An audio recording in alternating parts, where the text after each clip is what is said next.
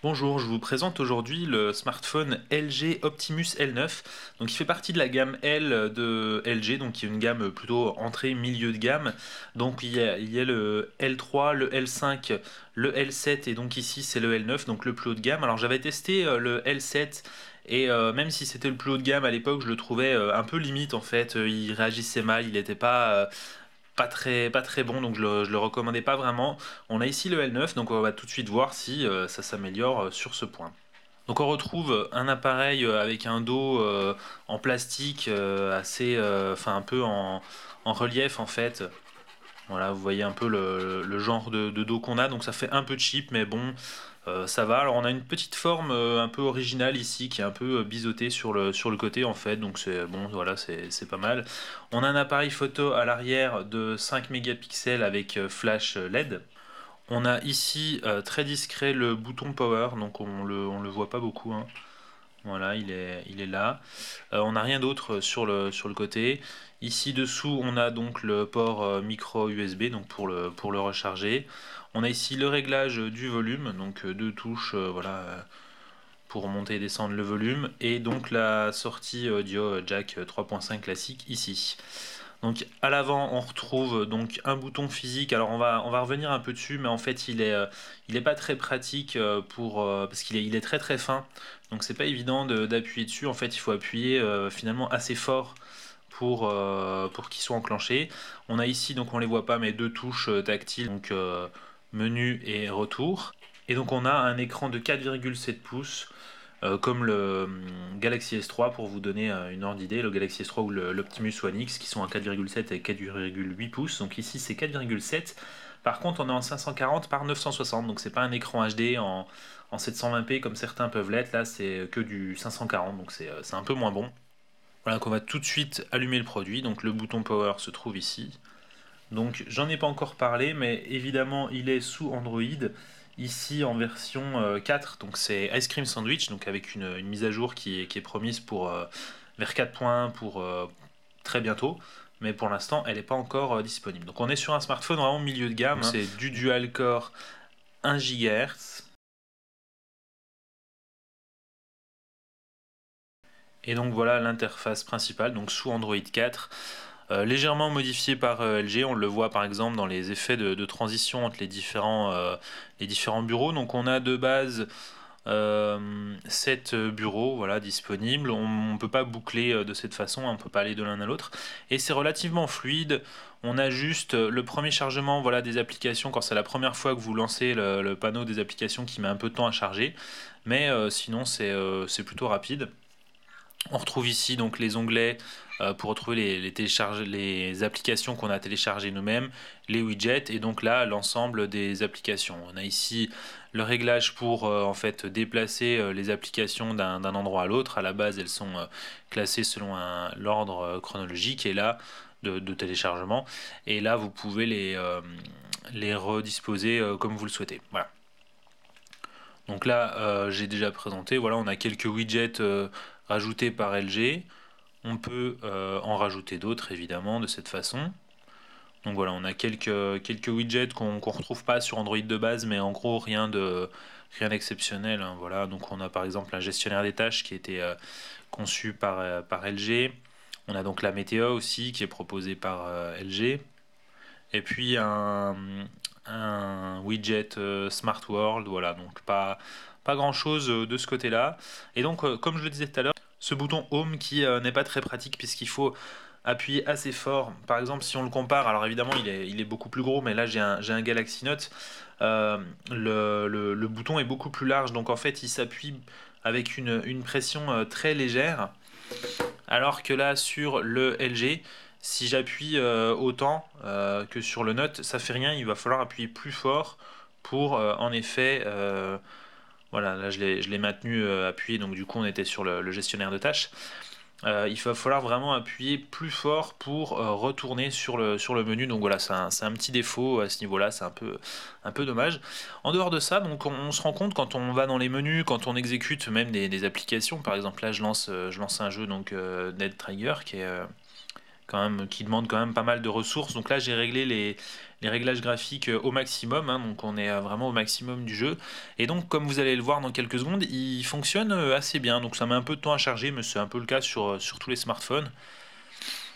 Voilà, donc là, si je lance n'importe quelle mission, vous allez voir qu'il fonctionne assez bien pour dire que les réglages sont au maximum et qu'on est sur un smartphone qui finalement n'est pas très puissant, c'est simplement du dual core.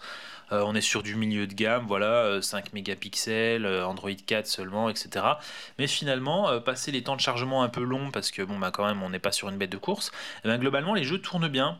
Donc finalement, on se demande un peu quel est l'intérêt de dépenser le double pour un smartphone qui serait plus puissant, parce que finalement, voilà, là, ça marche plutôt bien. Voilà, alors je suis assez mauvais, surtout que c'est pas évident de filmer ce qu'on fait en même temps. Voilà.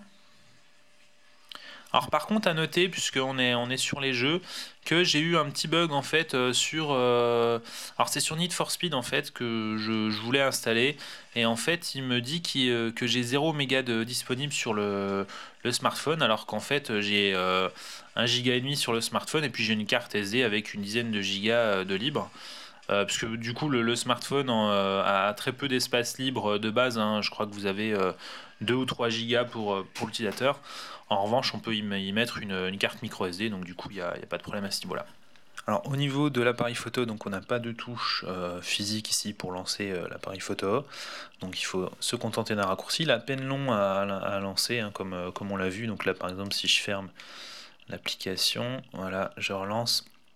Ça prend un peu de temps, mais bon, rien de très gênant. Alors là, ça va pas être évident de vous faire une démo. Voilà, je prends n'importe quoi en photo. Alors, il est pas très bon l'appareil photo. En fait, je vous mettrai des exemples sur le test écrit. Donc là, voilà, on est sans flash en plus, dans un environnement pas top. Niveau luminosité, voilà, donc là, ça devrait être un petit peu mieux. Mais globalement, il est pas très réactif. Et voilà, les photos pardon, sont pas très bonnes, donc on est sur du 5 mégapixels, mais globalement c'est plutôt moyen. Voilà. Ensuite, au niveau donc, de l'interface, on a la possibilité donc, de passer sur la caméra frontale, ici. Ensuite, on a donc la capture vocale. Donc ça, c'est une nouveauté, enfin une fonction en fait introduite par LG. Il suffit en fait de dire différents mots pour lancer la capture d'une photo. Donc ça permet du coup de prendre à distance sans tenir l'appareil. Voilà. Ensuite, on a donc la possibilité de régler, voilà, de régler donc la luminosité de cette façon. Donc là encore, on le voit, on a le résultat en direct, mais c'est pas très fluide. Ensuite, on a quelques fonctions comme le panorama ou la prise de vue continue, donc en rafale. Je vais vous montrer ça. Voilà.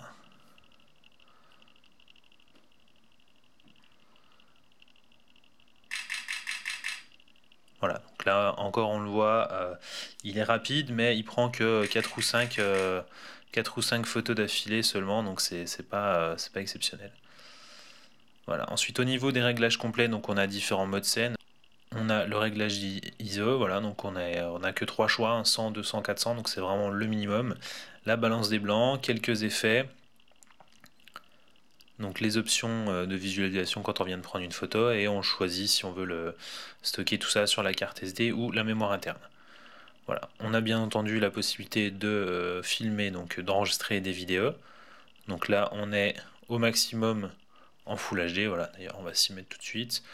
On a là aussi quelques effets, la possibilité de zoomer, mais évidemment on le déconseille parce que la qualité des vidéos sera moyenne. Et comme on le voit, il est vraiment pas grand angle, hein, parce que là donc l'appareil est quand même assez loin de moi, et du coup j'arrive même pas à la voir en plein écran. Il faudrait que je recule, voilà, comme ça pour la voir en entier. Donc c'est vraiment pas grand angle, c'est pas une très bonne optique. En revanche, l'appareil s'en sort bien mieux pour le surf sur internet. Donc je vais vous montrer ça tout de suite, donner quelques exemples. Voilà, donc ça nous permet en même temps de découvrir le clavier, donc que j'ai laissé ici en QWERTY, mais bon, voilà, vous pourrez. C'est exactement la même chose en AZERTY, hein, vous pouvez le changer évidemment sans problème. Donc là on est en Wi-Fi, connecté sur un Wi-Fi assez rapide, mais la page est assez lourde et elle n'est pas en cache en fait, et ça se charge relativement vite. Donc voilà, On a un peu de flash, quelques animations, et globalement c'est quand même plutôt rapide. Donc là-dessus c'est plutôt pas mal. Le chargement est plutôt rapide. Une réactivité bien meilleure par rapport à l'Optimus L7, hein. Clairement le L9 est largement plus rapide. Voilà, donc là on a sans souci du coup l'affichage des photos. Même les animations, voilà, comme ça, fonctionnent à peu près. Ce qui n'est pas le cas sur tous les smartphones. Voilà, donc ça, après, bon, c'était donc un petit exemple via le navigateur Chrome qu'en version bêta, mais de base, vous avez le navigateur de Google qui est donc préinstallé, enfin le navigateur par défaut d'Android. Et là encore, les performances sont plutôt bonnes. Voilà. Un autre exemple de site sur lequel vous retrouverez le test complet du smartphone. Voilà, donc là encore, la page est assez lourde, il y a pas mal de contenu, quelques pubs, et elle n'était pas en cache, et ça se charge vraiment rapidement, hein. Comme on le voit, il n'y a pas de souci, on peut défiler sans problème. La plupart des images sont déjà chargées, voilà, ici les animations le sont aussi.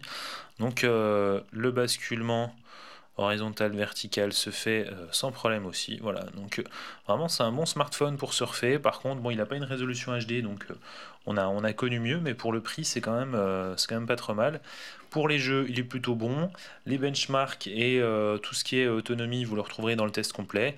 Par contre, à éviter si vous privilégiez la photo. Et bon, après, il a un design assez basique, des matériaux un peu cheap. C'est du plastique basique qu'on retrouve ici. Il n'a pas une finition un peu en verre comme le Nexus 4 par exemple de LG. Et du coup, au niveau de la concurrence, pour le même prix, vous pouvez avoir un Nexus 4 qui est clairement plus rapide, qui a une un peu moins bonne autonomie, mais qui a un bien meilleur écran, un système Android à jour. Donc voilà, après, à vous de choisir vos priorités, mais ce smartphone, je pense, s'adresse principalement aux personnes qui prennent un abonnement et du coup qui veulent un smartphone vraiment pas cher et qui prennent un abonnement avec un smartphone subventionné, donc du coup qu'ils paieront aux alentours de 50 euros, voire même peut-être 1 euro sur les plus gros abonnements. Donc pour ces personnes-là, autant je déconseillais le LG L7 et ainsi que le L5 et le L3, autant le L9, donc de la même gamme mais en plus haut de gamme, quoi, est clairement meilleur sur la plupart des points évoqués, sauf la photo où ça s'est pas beaucoup amélioré, ça reste quand même moyen.